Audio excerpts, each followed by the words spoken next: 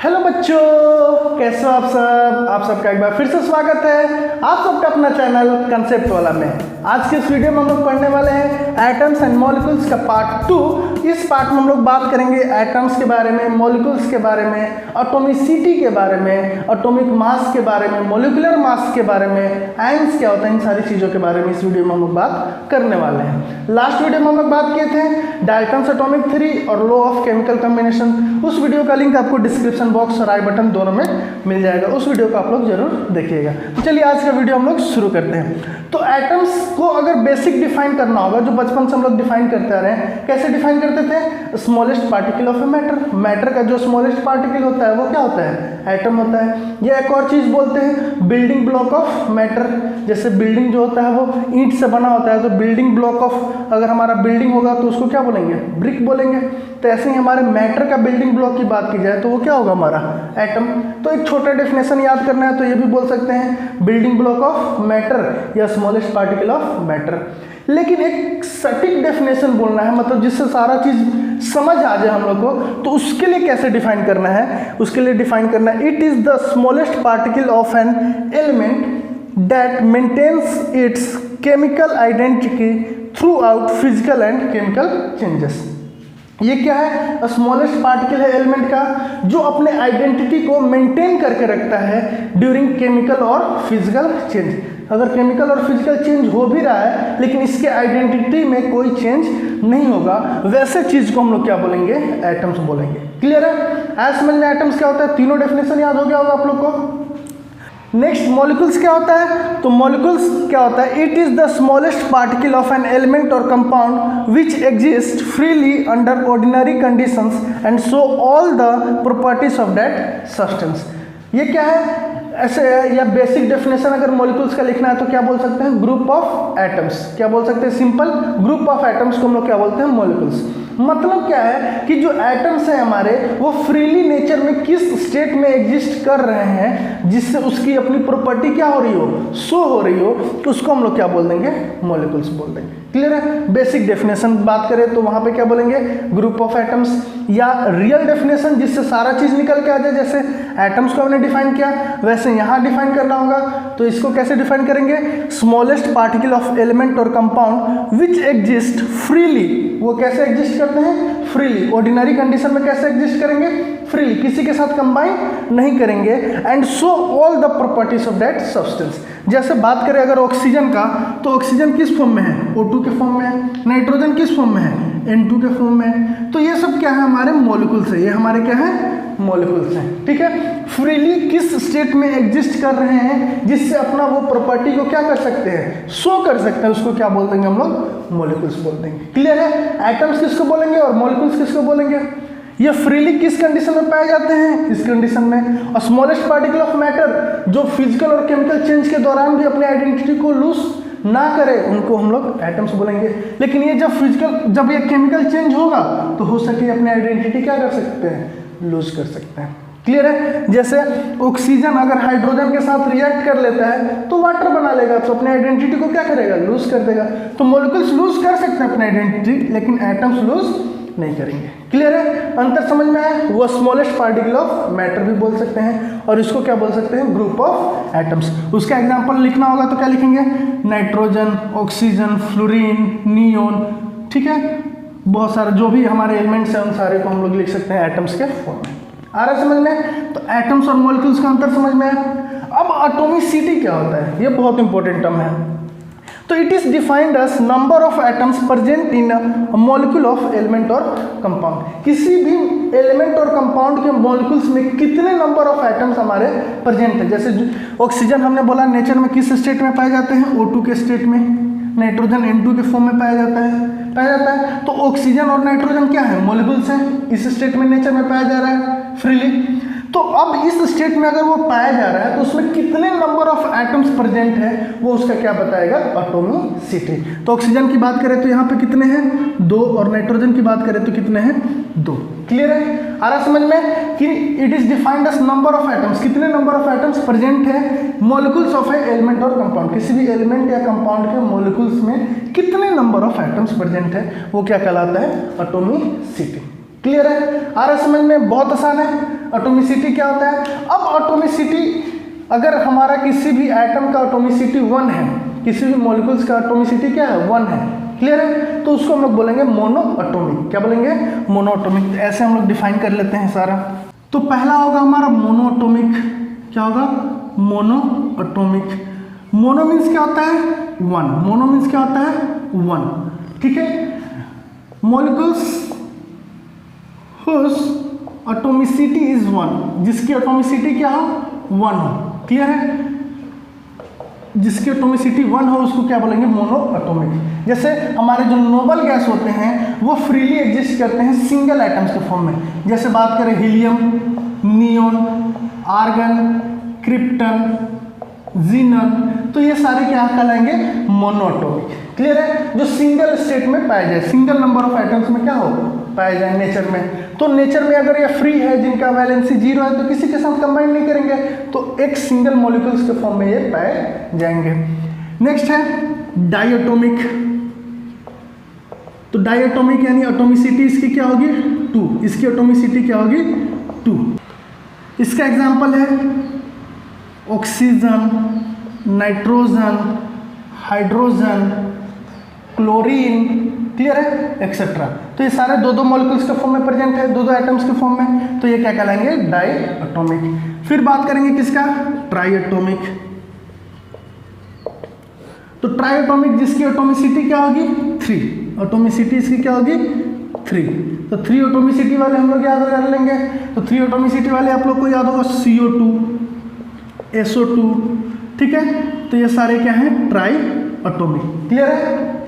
Next है टेट्राएटॉमिक। टेट्राएटॉमिक यानी atomicity इसकी क्या होगी?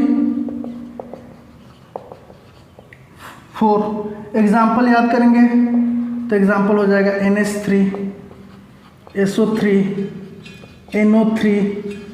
क्लियर है? तो इसमें देखिए 3 1 4 3 1 4 3 1 4 आ रहा समझ में। और लास्ट होता है पॉली एटॉमिक। लास्ट क्या होता है? Poly atomic. इसकी एटॉमिसिटी क्या होती है? More than 4। Atomicity is greater than 4। Example के तौर पे क्या याद रखेंगे? CH4, C6H12O6। क्लियर है? तो ये सब क्या है? Poly atomic. इसकी एटॉमिसिटी क्या है? 4 से ज़्यादा, यानी कि ये फ्रीली किस स्टेट में पाए जा रहे हैं? इस स्टेट में। ये किस में? इस स्टेट में। क्लियर है? आ रहा समझ में? बेसिकली एटॉमिसिटी क्या होते हैं? फ्री स्टेट में कितने नंबर ऑफ एटम्स प्रेजेंट होते हैं किसी भी मॉलिक्यूल्स ऑफ ए एलिमेंट या कंपाउंड में, उसको हम लोग क्या बोलेंगे? एटॉमिसिटी। इसमें 1 1 थे तो मोनोएटॉमिक, 2 2 है तो डायटोमिक, 3 3 है तो ट्राई, 4 4 है तो टेट्रा, और 4 से ज़्यादा है तो पॉली एटॉमिक। क्लियर है? आया समझ में सारा चीज़? आ रहा समझ में? चलिए, तो नेक्स्ट हम लोग बात करेंगे रिलेटिव एटॉमिक मास का। तो यहाँ पे वर्ड आ रहा है रिलेटिव। रिलेटिव इसलिए आ रहा है क्योंकि यहाँ पे जो एटॉमिक मास हम लोग बताने वाले हैं या निकालने वाले हैं, ये किसी अदर एलिमेंट के रिस्पेक्ट में निकालने वाले हैं। तो पहले साइंटिस्ट का मानना था कि जो सबसे ज़्यादा दूसरे एलिमेंट के साथ रिएक्ट करने वाला एटम है वो है ऑक्सीजन एटम। और ऑक्सीजन, एक ऑक्सीजन एटम का जो मास होता था वो 16 ग्राम होता था। तो वहाँ से जो डिफाइन किया गया एटॉमिक मास को, वो कैसे डिफाइन किया गया? 1/16 मास of 1 atom of oxygen 16। Clear है? ऑक्सीजन 16 के 1 एटम का 1/16 जो होगा वो दूसरे एटम का क्या होगा? एटॉमिक मास होगा। लेकिन फर्दर जब स्टडी किया गया तो पाया गया कि जो कार्बन एटम होता है वो सबसे ज़्यादा डिफरेंट अदर एटम्स के साथ रिएक्ट करता है। यानी कि अब जो हम लोग डिफाइन करने वाले हैं वो किसके बेसिस पे डिफाइन करने वाले हैं? कार्बन के बेसिस पे। कैसे डिफाइन किया गया? तो it is defined as number of times 1 atom of an element is heavier than 1/12th mass of 1 atom of carbon 12। अब कार्बन 12 क्यों लिखा जा रहा है? क्योंकि कार्बन 2 स्टेट में पाया जाता है, उसका आइसोटॉप्स कार्बन 12 और कार्बन 14। जो सबसे ज़्यादा रिएक्टिव होता है वो कौन होता है? कार्बन 12। तो 1/12th mass of 1 atom of carbon 12 जो होगा वही क्या कहलाएगा? एटॉमिक मास कहलाएगा। लोगों ने ऐसे डिफाइन किया किसको? एटॉमिक मास को।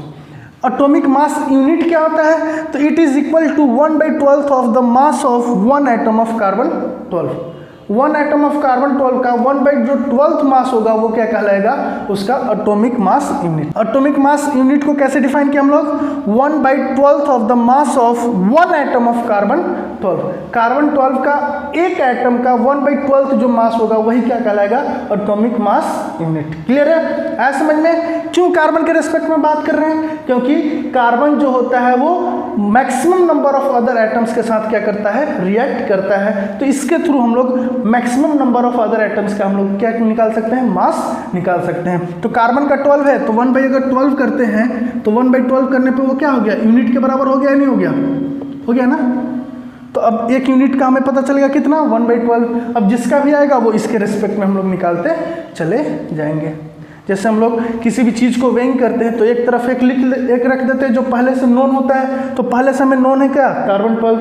अब हम लोग दूसरी तरफ अननोन क्वांटिटी को डालते हैं, जब दोनों बराबर आ जाता है तो हम लोग पता कर लेते हैं कि इसका मास कितना है, उतना है। देखते होंगे ना, जब भी सामान लेने जाते हैं आप मार्केट में तो पहले जो होता था, जो तराजू होता था, तो एक तरफ लोग पहले से वेट रख देते थे 1 kg, तो पता चलता था ये 1 kg है। दूसरी तरफ चीनी अगर लेना है तो चीनी डालते रहते थे, जब दोनों बराबर हो जाता था तो पता चलता था ये किसके बराबर है, 1 kg के बराबर। तो इसी रेस्पेक्ट में हमें पता चला क्या, एटॉमिक मास डिफरेंट एलिमेंट्स का। एटलीस्ट 20 तक हमें याद करना होगा एटॉमिक मास ऑफ एलिमेंट्स, और मैं ऑलरेडी इसका वीडियो पहले बना चुका हूं जिसका लिंक मैं डिस्क्रिप्शन बॉक्स में दे दूंगा, उस वीडियो को जरूर देखिएगा और याद कीजिएगा क्योंकि उसका अब हमें यूज होने वाला है। क्लियर है, तो इस चीज़ को हमें याद करना है और बहुत आसान है, बहुत अच्छा सा ट्रिक बनाया गया है, उस ट्रिक के थ्रू एक बार में आप लोग को याद भी हो जाएगा। क्लियर है, तो ये था हम लोग का एटॉमिक मास यूनिट। अब हम लोग बात करेंगे मॉलिक्यूलर मास के बारे में कि मॉलिक्यूलर मास क्या होता है। क्लियर है, अब हम लोग बात करेंगे मॉलिक्यूलर मास के बारे में कि मॉलिक्यूलर मास क्या होता है। तो इसको कैसे डिफाइन करते हैं, it is defined as sum of atomic mass of all the atoms in a molecule of a substance.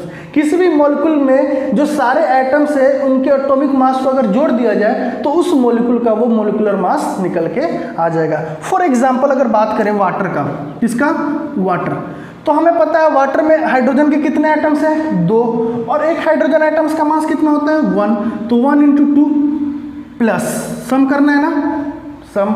अब दूसरा आइटम क्या है, ऑक्सीजन, ऑक्सीजन का मास कितना होता है, 16, तो 16 + 2 कितना हो जाएगा, 18 एटॉमिक मास यूनिट। यूनिट हम लोग क्या देखेंगे, AMU या सिंपल U भी लिख देंगे। क्लियर है, तो अब ये कैसे पता चलेगा कि ऑक्सीजन का 16 है, हाइड्रोजन का 1 है, तो इसलिए मैंने बोला कि जो 1 to 20 तक का जो एटॉमिक मास होता है एलिमेंट्स का, उसका मैं ऑलरेडी वीडियो बना दिया हूँ, उसका लिंक डिस्क्रिप्शन बॉक्स में आपको मिलेगा, उस वीडियो को देखिएगा ताकि आपको याद हो जाए तो आप भी ऐसे निकाल सके। क्लियर है, एक और एग्जांपल देखते हैं, CO2, तो यहाँ पे कार्बन है तो कार्बन का मास कितना होता है, 12, फिर हमें क्या करना है, प्लस, ऑक्सीजन कितना है, 2, तो 2 × 16। क्लियर है, ऑक्सीजन का 16 होता है, तो 12 + 16 × 2 कितना हो जाएगा, 32, यानी कि 44 AMU। आ रहा समझ में कैसे निकाल रहे हैं। अगर एक और लेते हैं CH3OH, क्लियर है, तो पहला क्या है, कार्बन, कार्बन का कितना होगा, 12 हो गया, तो क्या करना है, प्लस, क्योंकि सम लेना है। हाइड्रोजन कितने हैं, 3, तो 3 × 1, एक हाइड्रोजन का 1 है, प्लस ऑक्सीजन कितना है, 1, तो 16, फिर एक हाइड्रोजन आया नहीं है, +1, 12 + 3 + 16 + 1, तो 12 3 15, 15 1 16 है, 16 16 32 AMU। तो आया आप लोगों को समझ में कैसे निकालना है हमें मॉलिक्यूलर मास। क्लियर है ना, मॉलिक्यूलर मास बहुत आसान सा टॉपिक है, याद हो जाएगा ये भी चीज़। तो इसके लिए आपके लिए सबसे जरूरी है क्या, एटॉमिक मास याद रखना, किसका, एलिमेंट्स का। अब 20 के बाद के जो एलिमेंट्स होते हैं उसके एटॉमिक मास जनरली हमें गिवन होते हैं। क्लियर है, तो उतना टेंशन लेने की बात नहीं है, जो भी अगर 20 के बाहर के एलिमेंट्स होंगे उनका एटॉमिक मास आपको मेंशन कर दिया जाएगा। लेकिन हाँ, 20 तक के आपको जरूर याद होने चाहिए, उस वीडियो को आप लोग देख के उसका याद कर लीजिएगा लिंक से। क्लियर है, तो आया समझ में। तो आज के लिए बस हम लोग इतना ही रखते हैं, नेक्स्ट वीडियो में हम लोग आगे पढ़ेंगे। क्लियर है, जिसमें सिर्फ आयंस के बारे में बात करेंगे, आयंस के वैलेंसी के बारे में बात करेंगे उस वीडियो में, क्योंकि वो बहुत इंपॉर्टेंट होने वाला है। क्लियर है, तो ये वीडियो बहुत ज़्यादा लंबा हो जाएगा, तो इसको यहीं पे रखते हैं, उस वीडियो को एक अलग से वीडियो बना करके हम लोग पढ़ लेंगे ताकि हमें और भी आसानी होगी। तो आज के लिए बस इतना ही। अगर आज का वीडियो आप लोग को पसंद आया होगा तो वीडियो को लाइक कीजिएगा, चैनल को सब्सक्राइब कीजिएगा, बेल आइकन को प्रेस कीजिएगा ताकि मेरा आगे आने वाले हर वीडियो का नोटिफिकेशन आपको मिलता रहे। Thank you.